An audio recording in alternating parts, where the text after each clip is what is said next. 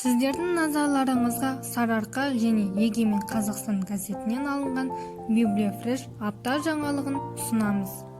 Мұхиттың арғы жағындағы Аргентина елінің Росарио қаласының ерікті азаматтары Zoom арқылы қазақ тілін үйреніп жатыр. Онлайн сабақ ағылшын тілінде қазақ тілінің қарапайым А1 деңгейінде жүргізілуде.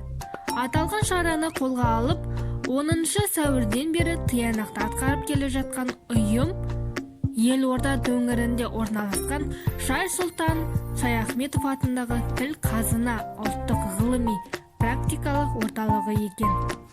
Павлодарлық оқушылар Казробо Projects 2020 республикалық ғылыми-техникалық жобалар байқауында жеңіске жетті. Оған Қазақстанның 16 өңірінен 47 команда, біздің облыстан 7 команда қатысты.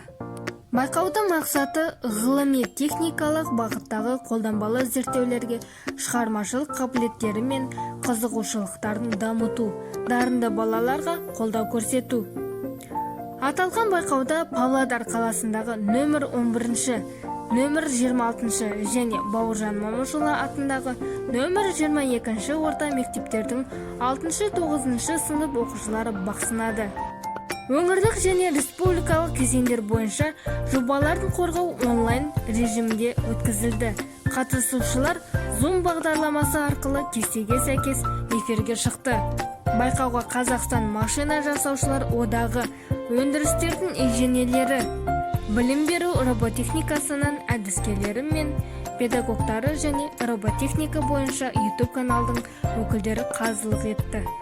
Павлодар қаласы көркем сурет мектебінің жас суретшілері Ресейдің Липец қаласында балаларға арналған X дәстүрлер бүкіл ресейлік академиялық сурет және кескіндеме сайысына қатысты. Мақсаты академиялық сурет салу мектебінің дәстүрін сақтау, дарынды балаларды қолдау және ұстаздарды кәсіби тұрғыда өсуге ынталандыру. Байқауға Павлодар мектебінің 14 қатысушысы академиялық сурет және кескіндеме бойынша өз жұмыстарын ұсынды. Библиофреш апта жаңалықтары өз мәресіне жетті. Келесіде қызықты жаңалықтарды күтіңіздер.